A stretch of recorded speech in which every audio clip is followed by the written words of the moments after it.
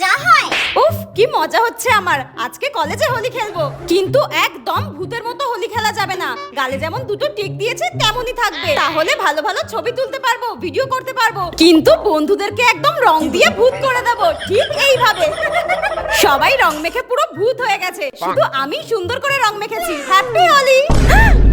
এ বাবা, কি ভেবেছিলাম আর কি হয়ে গেলাম, পুরো ভূত বানিয়ে দিল আমাকে এরা।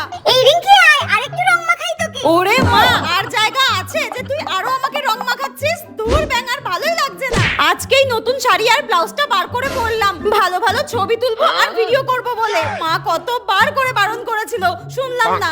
এই জন্যই বলে বড়দের কথা শুনতে হয়। এসেছিলাম কি সুন্দর করে সেজে গুজে, আর এখন কাজের মাসিদের মতো হয়ে গেছি। এ বাবা, আমার চুড়ি, তোর ব্যাঙ আর কিচ্ছু ভালো লাগছে না।